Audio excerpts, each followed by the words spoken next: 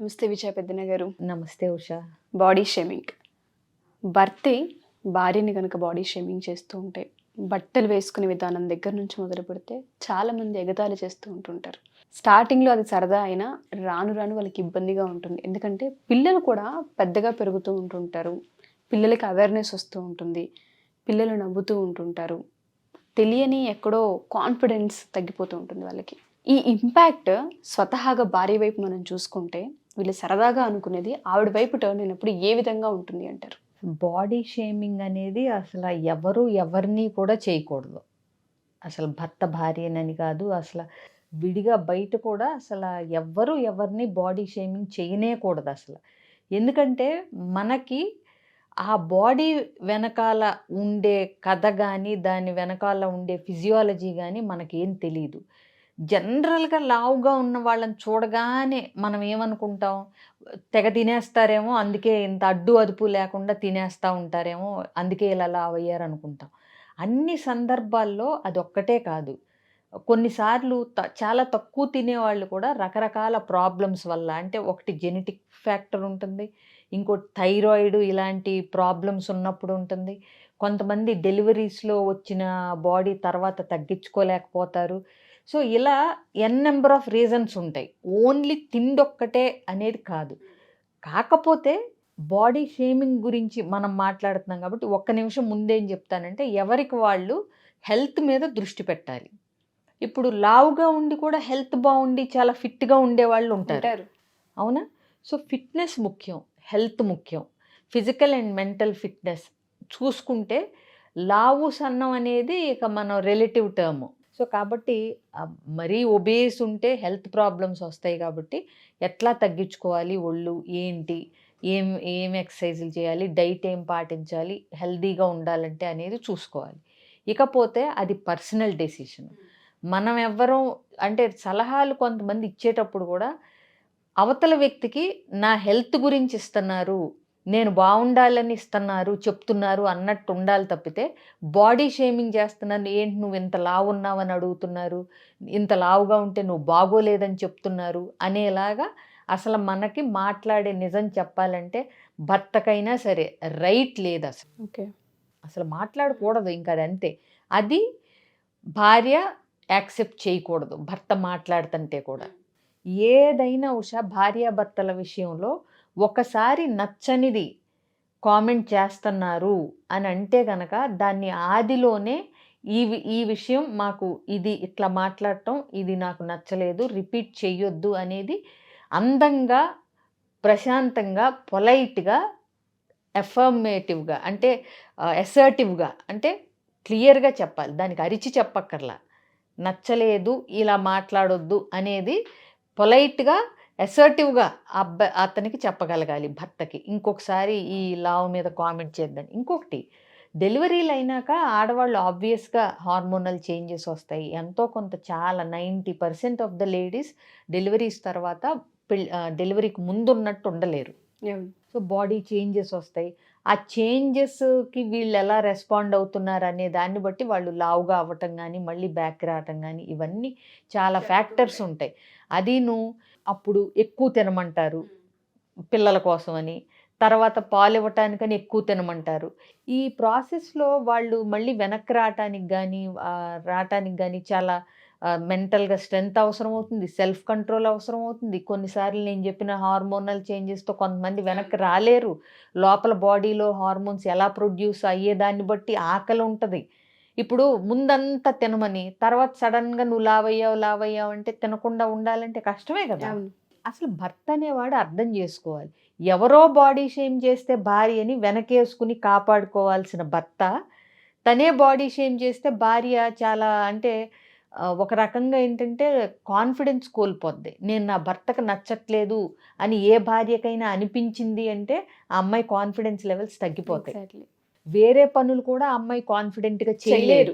ఈ ఒక్కటనే కాదు, ఇంకొకటి ఆ ఫీలింగ్ ఎప్పుడు నేను లావుగా ఉన్నాను, నా భర్తకు నచ్చట్లేదు, నేను లావుగా ఉన్నాను అనే ఫీలింగ్తో పిచ్చి పిచ్చి డైట్లు, సరిగ్గా తినపోటాలు, దాంతోనేమో నీరసం ఉండటం, అది మళ్ళీ పిల్లల మీద చూపించటం, భర్త మీదే పోట్లాడటం, వీటన్నిటికీ రూట్ కాజ్ ఏంటంటే నేను నా భర్తకు నచ్చట్లేదు అనేది కూడా. నచ్చేలాగా ఎలా అవ్వాలి అని హెల్త్ మీదకి తెచ్చుకుంటూ ఉంటారు. ఇంకోటి, అసలు భర్తలు బాడీ షేమ్ చెయ్యక్కర్లా. ఆడవాళ్ళకే మామూలుగానే ఎలా నాజుగ్గా కనపడాలి, ఎలా అందంగా కనపడాలి, నేను ఎలా సన్నబడాలి అన్న వాటిపైన ఎప్పుడూ ఉంటుంది. వాటి మీదే ఉంటుంది.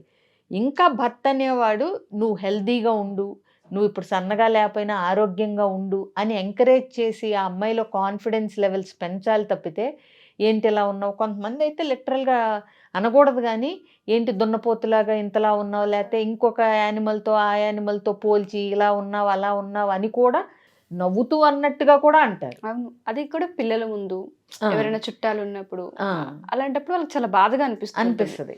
చాలా మంది ఇమ్మెచ్యూర్డ్ ఫెలోస్ చేసేది ఏంటంటే భార్య లావుగా ఉందని బయటికి తీసుకెళ్ళపోవటం, నలుగురిలో ఫంక్షన్స్కి పార్టీస్కి ఉంటే చెప్పకుండా. అంటే ఇప్పుడు సపోజ్ ఆఫీస్లో గెట్ టుగెదర్ ఉంది, అసలు భార్యకి చెప్పనాళ్ళు కూడా ఉంటారు. ఎందుకంటే భార్య అందంగా లేదనో, భార్య లావుగా ఉందనో, నా పక్కన ఇలాంటి భార్య కనిపిస్తే బాగోదనో, ఇలాంటి ఫీలింగ్స్తో నువ్వు భార్యని నలుగురిలోకి తీసుకెళ్ళపోతే అది యాక్చువల్గా ఆవిడకి ఫిజికల్గానే లావుగా ఉన్నట్టు, ఈయనకి మెంటల్గానే అవకరం ఉన్నట్టు. ఎస్, అర్థమైంది. ఆలోచన విధానంలో మెంటల్గా అంటే ఏదో మెంటల్ ప్రాబ్లం అని కాదు, ఆలోచన విధానంలోనే అవకరంగా ఉన్నట్టు.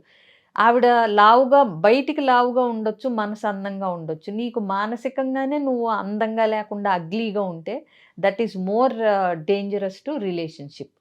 కాబట్టి ఏంటంటే ఇంకొకటి, భార్యాభర్తలిద్దరూ ఒకళ్ళనొకళ్ళు ఫిజికల్గా ఎలా ఉన్నా స్వీకరించగలగాలి. ఎందుకంటే నువ్వు ఒప్పుకుని నచ్చి లవ్ మ్యారేజో అరేంజ్డ్ మ్యారేజో నువ్వు ఒప్పుకునే చేసుకున్నావు కదా.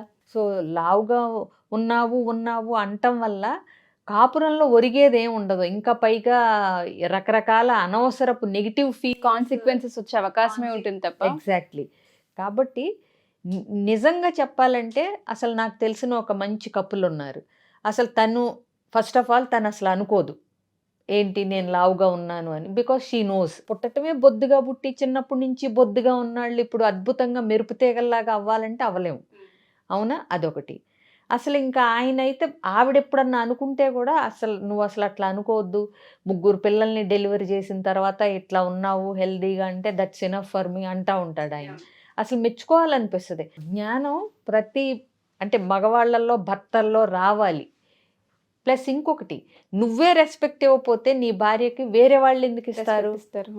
సో అందుకని భార్య ఫిజికల్గా లావుగా ఉంటే ఆమె తగ్గటానికి కావాల్సిన కొంతమంది ఉంటారు, అది కూడా బాగుంటుంది. ఏంటంటే నువ్వు ఇలా చెయ్యి, హెల్దీగా ఉండు, ఫిట్గా ఉండు, సన్నబట్టడానికి ఇవన్నీ చెయ్యాలి అని. అంటే లావుగా ఉన్నావు బాగోలేదు కాబట్టి నిన్ను సన్నబడమంటున్నానని కాకుండా ఆ అమ్మాయి హెల్త్ మీద కాన్షియస్తో సన్నబడే అవకాశాలు ఉంటాయి, సన్నబడితే మళ్ళీ బాగుంటుంది, పిల్లలకు ముందు చక్కగా ఉండి తర్వాత వస్తే ఓకే ఇది తర్వాత వచ్చిన లావే కాబట్టి మళ్ళీ ఇది కంట్రోల్ అయ్యి సన్నబడొచ్చు అని ఆవిడ ఏం చేస్తే సన్నబడుతుంది అంటానికి ఈయన కూడా కోఆపరేట్ చేస్తాడు. అంటే ఫర్ ఎగ్జాంపుల్ ఇంట్లో స్వీట్స్ లేకుండా చూడటం, ఆయన కూడా స్వీట్లు తినకుండా ఉండటం. ఇప్పుడు ఇంటి నిండా స్వీట్లు పెట్టి నువ్వు లావుగా ఉన్నావు సన్నబడాలి తినొద్దు, నేను తింటాను అంటే తినొచ్చు కాదని ఏమన్నారు, ఇద్దరు పెద్దాళ్లే, క్లారిటీ. బట్ ఆ కోఆపరేషన్ నేను అనేది. కాబట్టి నేను కూడా మనం ఇంట్లో స్వీట్లు ఎవరికైనా హెల్దీ కాదు, బై ద వే. ఎవరు తిన్నా అనవసరమే, లిమిటెడ్గా 1 తప్పు కాదు, బట్ అది. సో కాబట్టి అలా కోఆపరేట్ చేసి ఇద్దరూ కలిసి ఎక్సర్సైజ్ చేసి ఇద్దరూ కలిసి జిమ్లో ఏదో ఒకటి యోగానో చేసి ఆ తగ్గే ప్రాసెస్ని మన ప్రాసెస్ అనుకుని ఆ అమ్మాయి లావు తగ్గటానికి హెల్ప్ చేసి ఇలా చేసేవాళ్ళు కూడా ఉంటారు. ఇంకా వాళ్ళని చక్కగా 100కి 95 మార్కులు వేసి డిస్టింక్షన్లో పాస్ చేయొచ్చు మనం అలాంటి భర్తల్ని. అంతే తప్పితే ఆవిడకి ఏ రకంగానూ కోఆపరేట్ చేయకుండా, ఆవిడకి ఏ రకంగానూ నువ్వు ఎంకరేజ్మెంట్ ఇవ్వకుండా, ఇంకా పైగా నువ్వు లావుగా ఉన్నావు, నువ్వు అందంగా లేవు, నువ్వు నల్లగా ఉన్నావు. బాడీ షేమింగ్ అనేది ఓన్లీ లావు గురించి కాదు, పొట్టిగా ఉన్నావు, కలర్ తక్కువగా ఉన్నా, హెయిర్ లేకపోయినా, ఫిజికల్ అపియరెన్స్ లో ఏ చిన్నది ఉన్నా ఫస్ట్ మాట్లాడేస్తూ ఉంటారు దాని గురించి. సో అందుకని చెప్పి బాడీ షేమింగ్ అనేది అసలు ఒక వ్యక్తిని మనం అవమానించినట్టు. బాడీ షేమింగ్ చేస్తే ఇంకొకరిని ఇండివిజువల్గా వాళ్ళ రైట్స్ని మన చేతుల్లోకి తీసుకున్నట్టు చేయకూడదు. కాబట్టి బాడీ షేమింగ్ ఏ రకంగా ఎవరికి చేసినా అది కరెక్ట్ కాదని తెలుసుకుని, సో మనిషిని మనిషిలాగా గౌరవించడం నేర్చుకోవాలి. భార్య అయినా సరే, భర్త అయినా సరే.